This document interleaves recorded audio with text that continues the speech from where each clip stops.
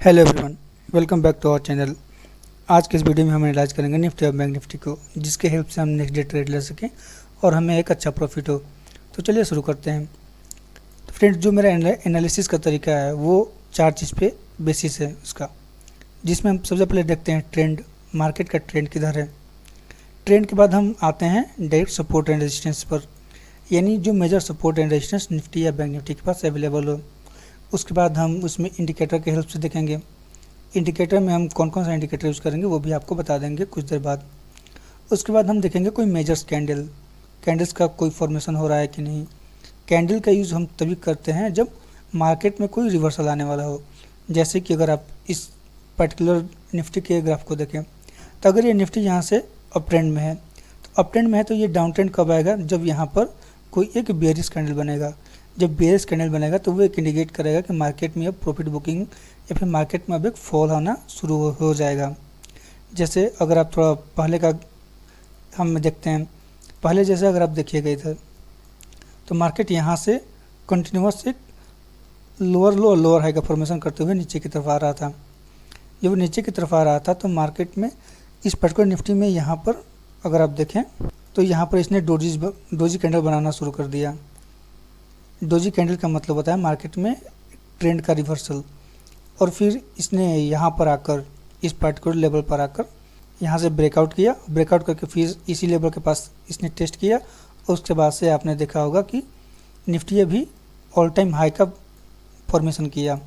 वो यहाँ से कंटिन्यूस अप ट्रेंड में, यहाँ से वो हायर हाई और हायर लो का फॉर्मेशन करते हुए वो ऊपर की तरफ जा रहा था। कोई भी मार्केट में लगातार वो ऐसे ऊपर की तरफ नहीं जा सकता, उसको एक बार फिर से पॉज लेना पड़ेगा। तो ये पॉज फिर कहाँ ले सकता है वो देखते हैं। अगर अभी हम करंट का ट्रेंड देखें, जो सबसे पहले मैंने आप लोगों को बताया कि ट्रेंड देखेंगे, तो ट्रेंड में अगर हम देखें तो वो यहाँ से इस पर्टिकुलर रेंज से जो ये इसका लो था, ये लो से उसने एक हाई बनाया, फिर हाई बना कर ये थोड़ा सा यहाँ पर पॉज लिया, फिर उसने हाई बनाया, फिर लो, फिर हाई। ये हुआ हायर हाई और हायर लो का फॉर्मेशन। यहाँ पे उसने हाई बनाया, फिर यहाँ पे हाई बनाया, फिर यहाँ हाई बनाया, फिर यहाँ हाई बनाया। तो ये हाई और ये लो, जो भी नेक्स्ट हाई था वो प्रीवियस हाई से ज़्यादा था। इसका मतलब हायर हाई और हायर लो का फॉर्मेशन होते हुए निफ्टी ऊपर की तरफ जा रहा था। अब ऊपर की तरफ जाते हुए उसने इस रेंज को यहाँ पर जो इसने कंसोलिडेट किया था, आप देख रहे होंगे यहाँ पर थोड़ा सा ये रेक्टेंगुलर यानी साइडवेज में आ गया था। साइडवेज आने के बाद उसने यहाँ से ब्रेकआउट किया, स्ट्रॉन्ग ब्रेकआउट करके अभी वो यहाँ पर एक साइडवेज मार्केट में आ गया है। तब देखते हैं कि अगर ये यहाँ से फॉल होता है तो कहाँ तक आएगा फॉल का। फॉल जो इसका ये प्रीवियस हाई था, प्रीवियस हाई को अगर हम मार्क करें तो ये यहाँ पर 18,886 के पास था। अगर यहाँ से फर्दर फॉल करता है, फॉल करके वो 18,886 पर सपोर्ट लेगा और ये सपोर्ट फिर डिसाइड करेगा कि मार्केट का ट्रेंड चेंज करेगा नीचे की तरफ या फिर मार्केट यहाँ सपोर्ट लेकर ऊपर की तरफ जाएगा। और अगर आप थोड़ा और गौर से देखें ये निफ्टी के ग्राफ को, तो निफ्टी के ग्राफ में यहाँ पर बहुत सारे गैप्स क्रिएट हुए हैं। ये तो पहला गैप है, ये दूसरा गैप है और ये तीसरा गैप है। जो फ्रेंड्स गैप होता है वो भी एक स्ट्रॉन्ग सपोर्ट और स्ट्रॉन्ग रेजिस्टेंस का काम करता है। अगर निफ्टी यहाँ से नीचे आया तो पहले उसको इस गैप को, जो ये गैप है 90,200 के अप्रोक्स, इस गैप को पहले फिल करके ब्रेक डाउन देना पड़ेगा, तब वो फर्दर नीचे मूव करेगा। जब वो नीचे मूव करेगा तब वो इस गैप को तोड़ेगा, तब और नीचे जाएगा। और उसके नीचे अगर आप देख रहे हो तो जो ये गैप है, इसी गैप के पास इसका प्रीवियस रेजिस्टेंस था जो ऑल टाइम हाई, उसका ये सपोर्ट भी बनाकर यहाँ से ऊपर जा सकता है। यानी यहाँ पर जो सपोर्ट है वहाँ पर हमें दो सपोर्ट मिल रहा है, एक तो इस गैप की वजह से और एक जो ये 18,886 था इसके हाई की वजह से। ये उस टाइम का हाई था निफ्टी में। तो ये तो हो गया एक ओवरऑल भी कि मार्केट अभी कैसा परफॉर्म कर रहा है। इसमें जो ट्रेंड था वो ट्रेंड अपर ट्रेंड है। आइए देखते हैं हम जो मंडे के सेशन में हमें कौन सा टारगेट्स और कौन से लेवल्स हमें प्रोवाइड हो सकते हैं। उसके लिए हम छोटे छोटे टाइम फ्रेम पर आते हैं। उसका सबसे पहले आते हैं हम 60 मिनट के टाइम फ्रेम पर। उसमें देखते हैं कोई मेजर सपोर्ट और रेजिस्टेंस का फॉर्मेशन हो रहा है कि नहीं। जो सबसे पहले इस सपोर्ट का काम करेगा वो तो ये गैप रहेगा, और उसके नीचे जो गैप है इन सारे गैप को हम मार्क कर लेते हैं। ये दूसरा गैप है, यानी ये जो गैप है ये निफ्टी के लिए सपोर्ट का काम करेगा। निफ्टी अगर यहाँ से 3 कंडीशन है, 3 कंडीशन क्या क्या रहेगा कि अगर मंडे के सेशन में गैप अप ओपन होता है, गैप अप या फिर गैप डाउन होता है, साइडवेज ओपन होता है, तो इन तीनों कंडीशन में हम देखेंगे कि कैसा परफॉर्म कर सकता है। अगर ये यहाँ से गैप अप ओपन होता है तो गैप अप मान लीजिए कहीं इधर होता है, तो एक बार ये यहाँ से ऊपर की तरफ जाएगा तो यहाँ से रिवर्स करेगा, रिवर्स करके इस लेवल पर सपोर्ट लेगा, या फिर ये इधर ही जो प्रीवियस डे का लो है उस वहाँ सपोर्ट लेकर फिर ऊपर जाएगा, तब हम यहाँ बाइंग करेंगे। बाइंग कहाँ करेंगे? जब ये 90,325 के अप्रोक्स आएगा गैप अप होने के बाद, क्योंकि गैप अप के ठीक ऊपर अगर ये गैप अप ओपन होता है तो गैप अप के ठीक ऊपर यहाँ पे ये रेजिस्टेंस इसको फेस करने को मिलेगा, क्योंकि ये ऑल टाइम हाई के अप्रोक्स है।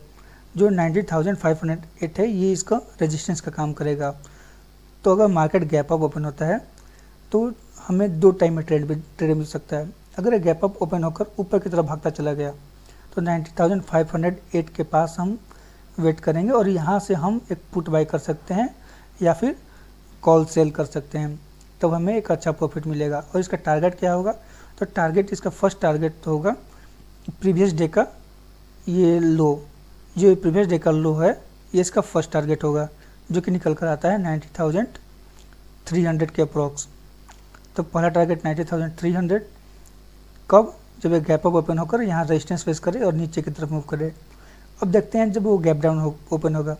अगर फ्रेंड्स वो गैप डाउन ओपन होता है इसी रेंज के अंदर, जो ये इसका गैप है इस रेंज के अंदर गैप डाउन ओपन होता है, तो सबसे पहले हम वेट करेंगे कि ये इस रेंज को ब्रेक करे डाउन साइड में। अगर डाउन साइड में ब्रेक करेगा तो डायरेक्ट हम एंट्री नहीं ले लेंगे पुट साइड में, पहले हम एक छोटा सा प्रॉफिट बुकिंग देखेंगे और उस प्रॉफिट बुकिंग के रिवर्सल का वेट करेंगे। और प्रॉफिट बुकिंग जब होगा तो वो इस लेवल तक आएगा जो ये गैप है, और हम फिर ये जो 90,200 है यहाँ से हम इसमें पुट बाई करेंगे और हमें नीचे की तरफ का टारगेट मिलेगा, और नीचे की तरफ का टारगेट 90,100 के अप्रोक्स आ सकता है। अब देखते हैं साइडवेज मार्केट में। अगर साइडवेज मार्केट में हमारा एक ही कॉन्सेप्ट है। साइडवेज मार्केट में हम सबसे पहले वेट करेंगे 15 मिनट के कैंडल के फॉर्मेशन का। अगर 15 मिनट के कैंडल का जब फॉर्मेशन हो जाएगा तब इसका हम लो और हाई मार्क कर लेंगे एक कैंडल का। अगर ये हाई को ब्रेक करे तो हम कॉल बाई करेंगे, जब ये लो को ब्रेक करेगा तब हम पुट बाई करेंगे। ये कंडीशन हमारा रहेगा। अब आते हैं हम थोड़ा और भी मेजर सपोर्ट है रेजिस्टेंस को देख लेते हैं। उसके लिए आते हैं हम छोटे टाइम फ्रेम पर। अगर हम 15 मिनट के टाइम फ्रेम पर आएँ तो 15 मिनट के टाइम फ्रेम पर हमें जो ये लेवल निकल कर आता है जो है 90,430, ये एक रेजिस्टेंस का काम करेगा। और ये रेजिस्टेंस का काम क्यों करेगा उसके लिए देखते हैं। यहाँ पर इसने इस लेवल को रेजिस्टेंस बनाया था, फिर वो आगे जाकर चेंज ऑफ पोलैरिटी की वजह से यहाँ पे इसने सपोर्ट बनाया, फिर उसने इस लेवल को फिर से सपोर्ट बनाया, फिर मार्केट यहाँ पर रेजिस्टेंस फेस किया और वो करेंटली अभी इसी के नीचे है। और जब मार्केट यहाँ से रिवर्स कर रहा था प्रीवियस डे फ्राइडे के सेशन में, तब वो इसी लेवल पर आकर यहाँ से मार्केट में हमें एक फॉल देखने को मिला, प्रॉफिट बुकिंग देखने को मिला। तो एक मेजर रेजिस्टेंस ये भी निकल कर आता है 90,430 का। अगर market gap up gap down या कुछ भी होकर 90,430 के लेवल के पास आता है तब हम यहाँ से 90,430 के पास से पुट बाई कर सकते हैं एक अच्छे टारगेट के लिए डाउन साइड में। फ्रेंड्स, हम निफ्टी को थोड़ा इंडिकेटर के हेल्प से देख लेते हैं। इंडिकेटर में मैंने यूज़ किया है 20, 50, 100 और 200 का इंडिकेटर। इस इंडिकेटर में अगर हम देखें 1 आवर के टाइम फ्रेम पर, तो करेंटली 1 आवर के टाइम फ्रेम पर देखेंगे तो इसने जो ये 20 EMA है इसको ब्रेक कर दिया है। 20 EMA को ब्रेक करने का मतलब है कि अगर निफ्टी फर्दर नीचे की तरफ स्लाइड होता है तो हमें जो ये टारगेट निकल कर आता है 90,268, यानी जो ये EMA करेंटली अभी यहाँ पर है, तो यहाँ पर हमें टारगेट देखने को मिलेगा। और जब अगर ये निफ्टी इस EMA को भी ब्रेक कर देता है 1 आवर के टाइम फ्रेम पर, तो हमें फर्दर जो ये 100 EMA है ये टारगेट देखने को मिलेगा। 100 EMA करेंटली अभी 90,092 के अप्रोक्स है। तो ये EMA हमें प्रोवाइड कराते हैं कॉल या पुट बाय करने का एक इंडिकेशन देते हैं कि मार्केट ऊपर की तरफ मूव करेगा या फिर मार्केट नीचे की तरफ मूव करेगा। इसमें बेसिकली हम देखते हैं कि यहाँ तो क्रॉसओवर यानी वन ईएम में दूसरा एक ईएम में दूसरा ईएम को ऊपर की तरफ से कट कर रहा है या फिर नीचे की तरफ से कट कर रहा है। अगर यही ईएम है, सपोज ये 20 ईएम में ऐसे चल रहा है और ये यहाँ से 50 ईएम में ऐसे जा रहा था, तो 20 ईएम में अगर 50 ईएम को ऊपर से नीचे की तरफ कट करेगा तो हमें यहाँ एक सेल इंडिकेशन मिलता है और ये इंडिकेशन थोड़ा सा स्ट्रॉन्ग होता है और यहाँ से जो हमें टारगेट मिलते हैं वो इसका जो दूसरा ईएम है वहाँ तक हमें टारगेट देखने को मिल सकते हैं। जैसे अगर इस पार्टिकुलर केस में देखें, अगर ये 20 ईएम है यहाँ से कट करके 50 ईएम को कट करता है तो जो हमें टारगेट देखने को मिलेगा वो होगा 100 ईएम। यहाँ तक हमें टारगेट देखने को मिल सकते हैं। और फ्रेंड्स ये बड़ा टाइम फ्रेम है, अगर आप इसको छोटे टाइम फ्रेम पर यूज़ कीजिएगा 5 मिनट या 15 मिनट पे, तो आपको अच्छा से क्लियरली देखने को मिलेगा। आप यहाँ पर देखिए, जब ये 20 ईएम ऊपर की तरफ से 50 ईएम को नीचे कट किया, यहाँ पे कट किया तो पहला जो टारगेट था ये अचीव हुआ 100 ईएम में, और जब 100 ईएम भी ब्रेक हो गया तो हमारा जो टारगेट था वो 200 ईएम के पास कंप्लीट होता है। और यहाँ टारगेट कंप्लीट हुआ तो फिर यहाँ से बाउंस बैक किया, इस बाउंस बैक को हम बोलते हैं रिट्रेसमेंट।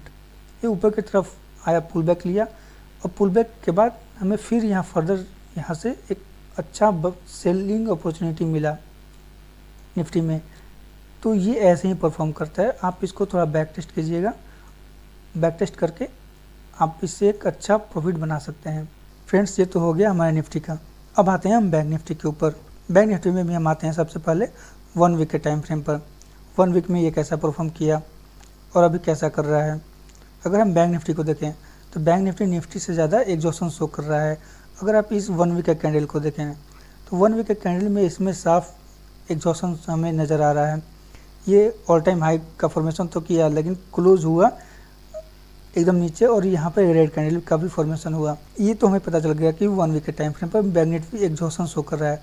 तो अगर ये नीचे आता है तो नीचे आने का इसका सबसे पहला रेंज होगा वो यहाँ पर निकल कराएगा 40,628 के अप्रोक्स। और वो क्योंकि ये यहाँ पर ये इसका ऑल टाइम हाई था, ऑल टाइम हाई के पास था। फिर उसने इसी लेवल को अगर आप देखें तो यहाँ पर आकर सपोर्ट लिया और इसी लेवल से बाउंस बैक किया था और फिर ऑल टाइम हाई का फॉर्मेशन किया। यानी ये जो 43,628 है ये बैंक निफ्टी को एक स्ट्रॉन्ग सपोर्ट प्रोवाइड करेगा और बैंक निफ्टी यहाँ से ऊपर की तरफ मूव कर सकता है। अगर ये 43,628 ब्रेक हो जाता है बैंक निफ्टी के नेक्स्ट वीक में कभी भी टिल एक्सपायरी, तो हमें यहाँ से एक फर्दर हैवी फॉल देखने को मिल सकता है बैंक निफ्टी में। अब आते हैं हम इसमें भी छोटे टाइम फ्रेम पर। छोटे टाइम फ्रेम पर देखते हैं कि हमें कौन कौन से लेवल्स प्रोवाइड होते हैं नेक्स्ट डे के ट्रेडिंग सेशन के लिए। अगर हम देखें तो इसका जो सबसे पहला ऊपर की तरफ रेजिस्टेंस होगा, सबसे पहला रेजिस्टेंस तो हमें ये देखने को मिलेगा। इस लेवल पर बैंक निफ्टी एक रेजिस्टेंस फेस कर सकता है जो कि निकल कर आता है 45,525 के अप्रोक्स।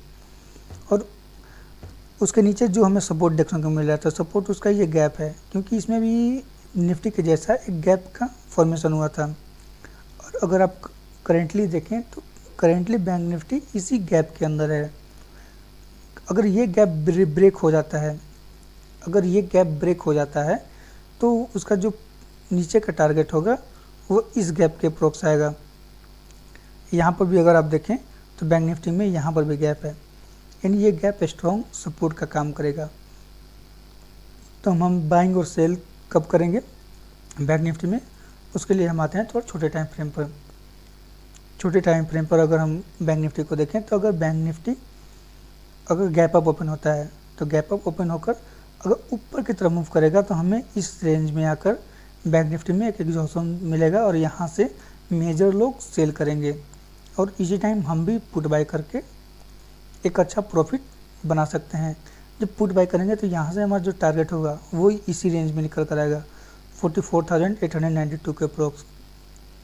अगर ये इस रेंज को भी ब्रेक कर देता है बैंक निफ्टी तो हमें फिर यहाँ तक बैंक निफ्टी में देखने को मिलेगा जो कि निकल कर आता है 44,580 के अप्रोक्स। तो बैंक निफ्टी में हमें अगले 1-2 दिन के अंदर एक अच्छा बड़ा टारगेट भी देखने को मिल सकता है डाउन साइड में।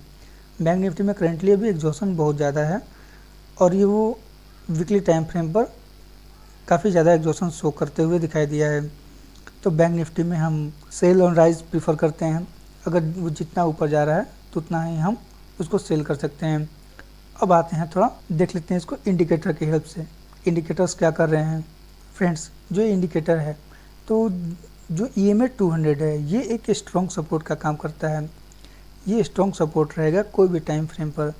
अभी हम करेंटली 15 मिनट के टाइम फ्रेम पर हैं।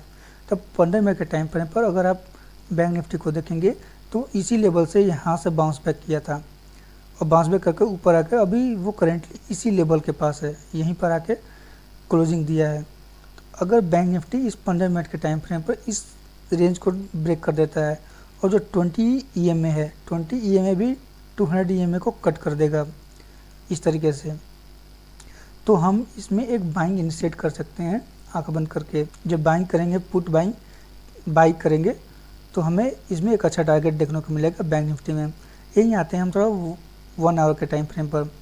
1 आवर के टाइम फ्रेम पर अगर हम बैंक निफ्टी को देखें इंडिकेटर की हेल्प से तो वो अभी इस 20 EMA के नीचे आ गया है और वो अभी करेंटली 50 EMA पर सपोर्ट ले रहा है।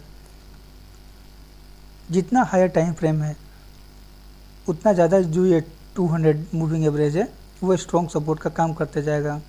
तो अगर ये यहाँ से 1 आवर का टाइम फ्रेम पर जो 50 EMA है इसको ब्रेक कर देता है, इसको ब्रेक करेगा तो यानी जो हमारा टारगेट होगा पहला टारगेट वो होगा इसके नीचे का EMA यानी जो 100 EMA है 44,581 हमें टारगेट देखने को मिल सकता है। कब? जब बैंक निफ्टी इस 50 EMA को ब्रेक कर देता है। तो फ्रेंड्स निफ्टी और बैंक निफ्टी में बस इतना ही। मिलते हैं हम नेक्स्ट वीडियो में। Thank you friends, do like, subscribe and share my video. Thank you.